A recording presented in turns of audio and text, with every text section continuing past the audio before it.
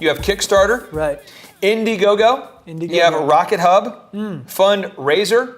You got Go Get Funding, Crowdfunder, and Start Some Good. And those are the most popular ones as rated by Forbes. And again, the pro is that you can raise a lot of money, a little money from a ton of people. Okay. And so the negative again? Well, you're going to pay 5 to 6% of whatever you raise in fees. So if I raise $100,000, 5 to 6% immediately goes to the company to raise money, to like Kickstarter. Sure. And then they also have transaction fees, like 3 to 5%. So a lot of times 10 to 11% of what you raise goes out the window right away. Right. And when you're usually offering, people pretty good terms already, so you end up, it becomes, financially, you have to be smart. Sure. But I think that's a great option for a lot of people. Yeah. And for people like the average American watching this, if you're like, well, I don't know if I want to invest $1,000 in a business, but maybe I want to invest 10. Yeah. It's pretty cool because like 1,000 people can invest $10 in your idea. Right. Yeah. Very cool. Yeah. Number 14, method number 14 here, the partner method. Clay, talk to me about the partner method here. Well, a business partner is a professional relationship that should be contractual. Okay.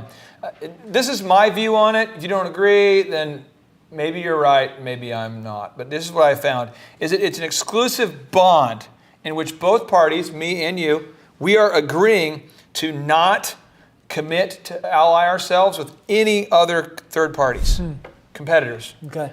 So I have partnered with many people, 2 of which have partnered with me and then said, I find out like a year into it, they are now competing with me. Wow. While they're still partners with me. But you had a contract. No, that's why I'm wanting to hammer this home.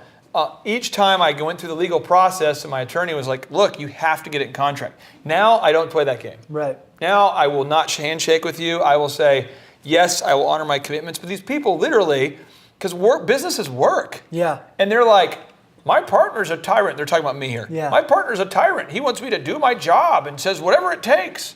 I don't want to do that. Yeah. So they do is they go out and they partner with, they basically start their own business over here so they can double dip. Right. So they can get money from me as well as money on their own. Right. You can't do that. Right. And so partnership is just like, it's big. Okay. It's a big thing. A lot of people do it. I would argue that a very large number of the business owners watching this are either partners or are going to be partners. Right. This applies to a lot of you. So I'm going to read this quote to you, and I hope that when you read this quote from John D. Rockefeller, as our program observer is taking notes, this quote is from John D. Rockefeller. Okay. It says, a friendship, can you repeat it after me so we kind of go back and forth? Friendship.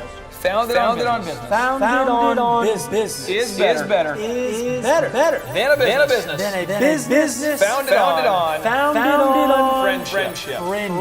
Now, what am I talking about? I'm talking about a friendship founded on business is better than a business founded on friendship. What we're saying is, don't team up with dudes just because you're friendly. Because they might not be a good partner. Furthermore, you don't know how people deal with life until you see them deal with money. Good. So if a guy is like super difficult about paying you what he promised, probably not a good friend. Right. Somebody who's super honorable about paying you what they promised, great friend. Yeah. Give you an example. I've got a friend of mine I've worked with for years. Every time he owes me like $10 or $1,000, or we're in business, so sometimes he'll put money into the company and I've got to pay him back, or he's got to pay me back, whatever. If he owes me $1,000, he always writes me a check for like $1,010. Yeah. And if he ever fills my car up with, if he ever borrows my car for business stuff, he tops it off. There's just that relationship that you want to do, you want to treat others the way you want to be treated. Yeah. This is not common. And most people are really, really cool until you start getting involved with money. So what John D. Rockefeller was talking about is the friendships that you build through business are ones that can last a lifetime. Because when you've been in a meeting with somebody, you've argued with them passionately about your point, and you've walked away still respecting each other, you're like, man, that person's a rock. Right. And in business, bad things happen, emergencies happen, family issues happen. It's a great way to kind of filter who your friends are.